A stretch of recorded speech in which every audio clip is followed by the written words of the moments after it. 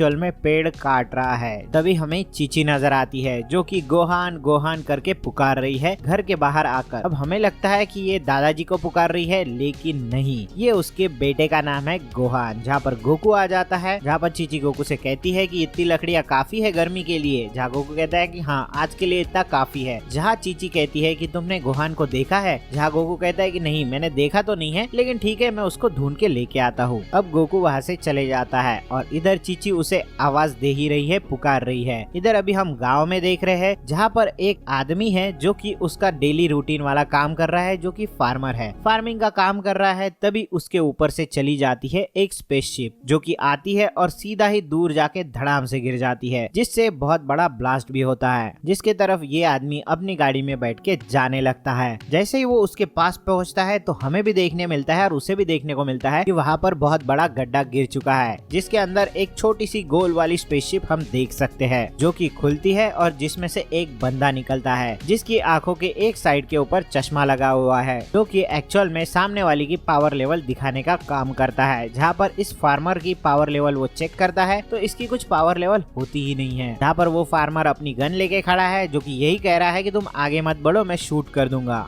जहाँ पर ये बंदा कहता है कि भाई तुम शूट करना चाहते हो तो कर सकते हो, लेकिन तुम मुझे नहीं रोक सकते क्योंकि तुम्हारी पावर लेवल बहुत ही कम है, तुम बहुत ही ज्यादा कमजोर हो। यहाँ पर ये बंदा आगे बढ़ता है, तभी वो फार्मर गोली चला देता है, जिस गोली को ये पलक झपकते ही पकड़ता है और फिर उसकी तरफ ही फेंक देता है, जो कि इतनी तेज आती है कि उस आदमी को लग जाती है और वो नीचे गिर जाता है और साथ ही साथ मर भी जाता है। अब इधर ये बंदा इधर उधर देखता है तो उसे दूर से नजर आता है कि भाई दूर कहीं तो पावर लेवल बहुत ही ज्यादा है, तो वो काकारोट हो सकता है। जहाँ पर उसे ये भी लगता है कि भाई इस पूरी अर्थ को उसने तबाह नहीं किया, किसी ने काकारोट ने। यहाँ पर ये बंदा यही कहता है कि भाई काकारोट शायद से भूल गया रहेगा इस दुनिया को तबाह करना, कोई बात नहीं, मैं उसे जाकर अभी याद दिलाता हूँ। जहाँ पर वो उड़ चला जाता है। अब हम देख रहे हैं जंगल में, जो कि एक छोटा सा लड़का है, ये और कोई नहीं, ये गोकू का बेटा है गोहान, जो कि बहुत ज्यादा रो रहा है और आवाज दे रहा है पापा पापा। यहाँ पर वो रो भी रहा है, तभी उसके सामने एक तितली आके बैठती है, जिसको पकड़ने के लिए वो आगे भागता है, लेकिन वो फिर उड़ जाती है। फिर वो ऊपर जाती है तो ये गोहान ऊपर चढ़ने लगता है तो वो नीचे गिर जाता है क्योंकि वो ज्यादा ऊपर चढ़ ही नहीं सकता। अब गोहान सोच ही रहा है कि आखिरकार इसे कैसे पकड़ा जाए, लेकिन वो पकड़ नहीं पा रहा है तो वो छोड़ देता है और आगे बढ़ जाता है। जहाँ पर वो अभी भी आवाज देते जा रहा है और आगे बढ़ते जा रहा है। तभी झाड़ियों के बीच में से उसे आवाजें आती है, तो वो आवाज देता है कि पापा क्या आप हो,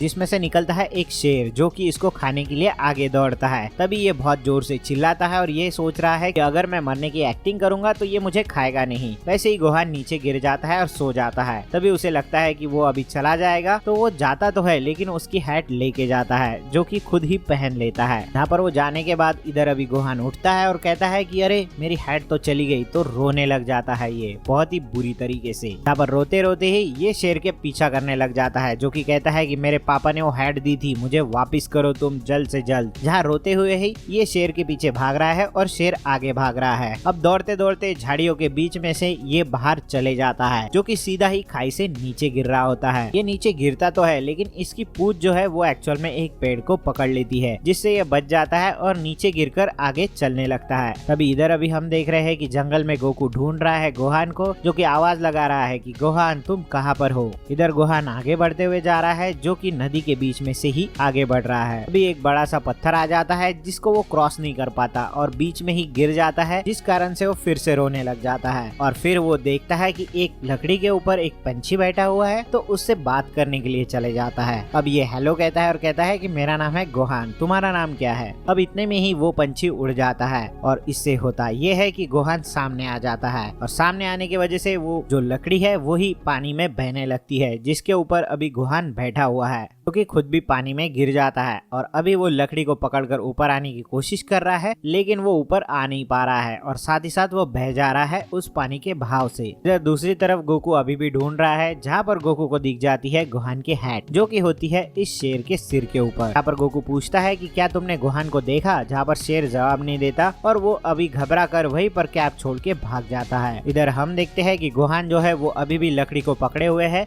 लेकिन बहाव में बह जा रहा है, जो कि धीरे धीरे करके आगे बढ़ रहा है, बहुत जोर से चिल्ला रहा है, पापा पापा मुझे बचाओ। जहाँ पर हम देखते हैं कि सामने खाई है जिसमें ये गिरने वाला होता है। तभी गोकू ऊपर आ रहा है, जो कि ऊपर से देखने की कोशिश कर रहा है, तो इसे देखने को मिल जाता है गोहान, जो कि जल्द ही नीचे गिरने वाला है। तभी गोकू उसे पकड़ने के लिए आगे बढ़ता है, लेकिन गोकू पहुंच नहीं पाता। फिर वो उसे पकड़ने के लिए आ जाता है, तो उसके बीच में आ जाती है एक टनल, जो कि पहाड़ के बीच में से निकलती है। इस वजह से गोकू पहाड़ के ऊपर से दूसरी साइड से आने लगता है। इधर गोहान अभी भी उस गुफा में से अंदर से जा रहा है, जो कि अभी भी चिल्लाते हुए जा रहा है। इधर गोकू पीछे से क्रॉस करके पहाड़ को आ ही रहा होता है, तभी गोहान नीचे गिर जाता है, जो कि बहुत जोर से चिल्लाता है। जहाँ पर गोकू को ये दिखता नहीं है, जो कि अचानक से एक पेड़ की डाली के ऊपर बैठ चुका है, जो वहाँ पर बैठकर चिल्ला रहा है। तभी वहाँ गोकू आ जाता है और गोकू उसे देखता है, तो गोहान आंखें खोलता है और कहता है कि मैं यहाँ पर कैसे आ गया। यहाँ पर गोकू भी सोच रहा है कि भाई एक्चुअल में जो गुफा है, जिस गुफा के बाद वो खाई में गिरने वाला होता है, वो खाई और गुफा तो नीचे है, और ये जो गोहान है ये ऊपर आके पेड़ पर बैठा हुआ है,